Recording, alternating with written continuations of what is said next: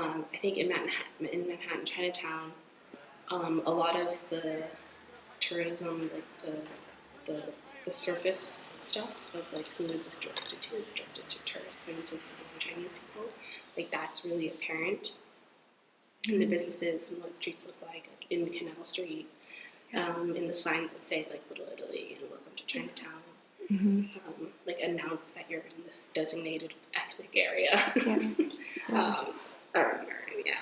So maybe Chinatown has a more close relationship with how the American society works, like How it sees Chinese people and Chineseness, and Chinese space, definitely.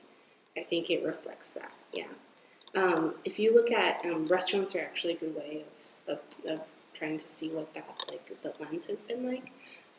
So like in the late 1800s, when it was mostly Chinese bachelor society, right, when Chinese men eating at Chinese restaurants, um, um, it was just like what it was natural to them. Like there were coffee houses and banquet halls, and people would sit there and drink tea and eat little bites all day, or for many hours.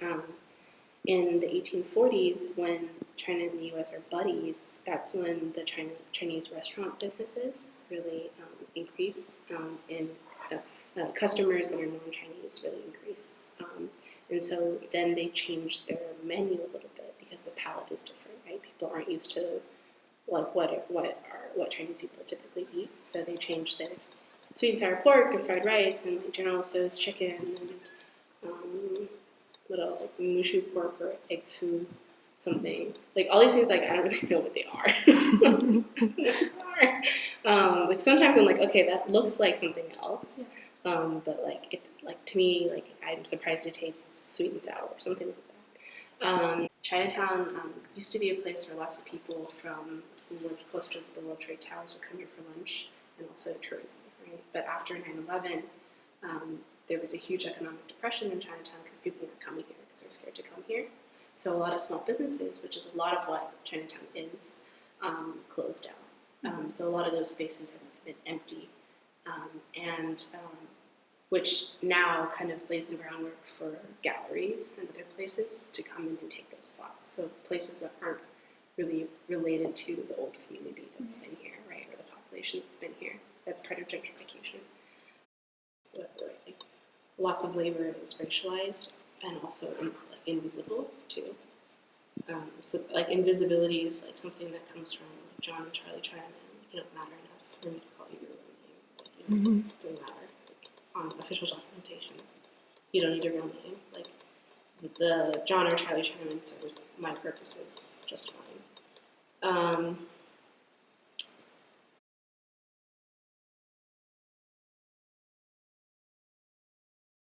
Poigam Lee, he's a Chinese American architect who's working between this Chinatown, so he designed a lot of buildings that are here.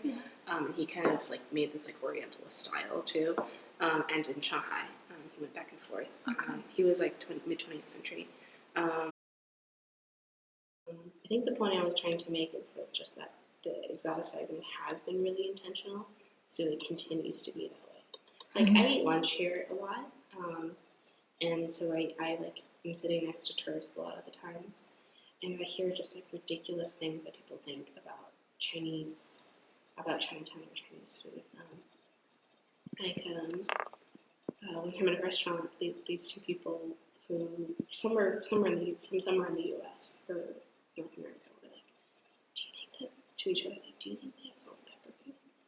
Salt and pepper, and it's like, "Or like, do you think they have forks here?" Like things like that, right? Like they're like completely different from us, right? And like also they must not speak English, right? I think they don't play a role in the Orientalism intentionally, even though they might be complicit in that, or they might be enveloped into that. I kind of tend to think of it as a way of survival where you're like, be conscious of how your body and your identity is being consumed or portrayed.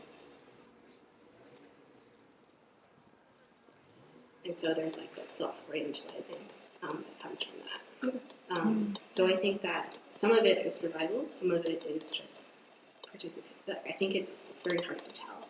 I think that it just depends on whose struggle or whose like whose oppression and also access issues are taken into account.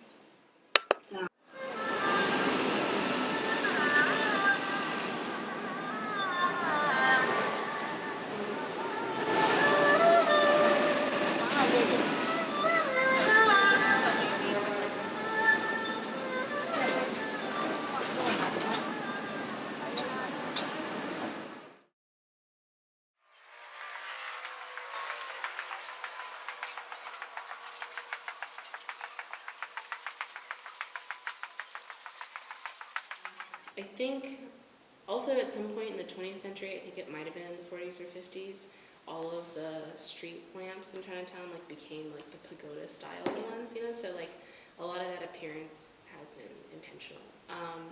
In Sunset Park right now, I don't know if this is happening, but there had been plans drawn up to create like a new, like one of those really elaborate gates, like really Chinese looking, like whatever that means, right? Like with the winged roof gates that's like red and yellow and green or what, you know. And it's being called like Little Fujian because the new wave of immigrants from there are all from the southeastern region, where they speak like a different language too.